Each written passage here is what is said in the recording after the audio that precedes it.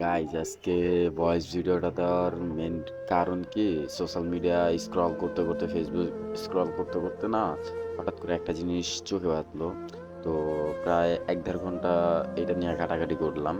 হয়তোবা আপনারা আমার আগেও দেখতে পারেন বা কেউ হয়তোবা দেখেও না নাই।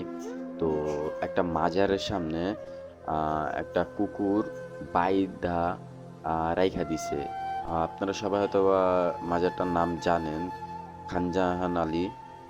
সো আমার না এই জিনিসটা সবচেয়ে কষ্টদায়ক লাগলো। একটা মানুষে কিভাবে পারলো যে কুকুরকে কুমিরের কাছে খাওয়া দিতে। আমার তো মনে হচ্ছে সবার একটা তেড়ে মাথার চোদ, বুঝছেন?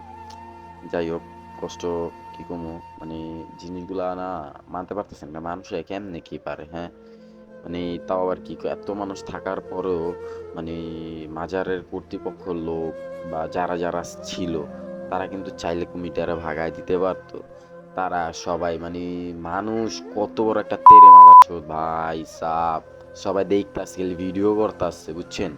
কিন্তু কেউ যে একবার কেউ কিছু ইনফর্ম করব বা কেউ একটু কুকুরটারে সাহায্য করব, ভাই বুঝলাম না, এটা কি মানুষ? মানে মানুষ কেমনে এসব পারে? হ্যাঁ, কি বিবেক বুদ্ধি নাই? মানে আমি আমি সত্যি কথা ভাই, আমি থাকলে কুকুর দ্বারা আগে বাঁচাইতাম, ঠিক আছে? এখন হইতে পারে অনেকজন অনেক কথা কইব যে দূরে থেকে এই কথা ওই কথা। ভাই একটা মানুষে কেমনে পারেন আপনারা? কুকুরে কেমনে কুমিরের সামনে দেন? যদি আপনি সামনে পড়তেন, আমি তো মনে হয় যে হালাই হালাইছে ওরে দরকার, ওরে সামনে দেওয়ার দরকার, ওরা এক হাত কাইটা বা ওরা একেবারে কুমিরের সামনে দিয়ে বুঝানো দরকার যে একটা জীবনের কি মূল্য নাই।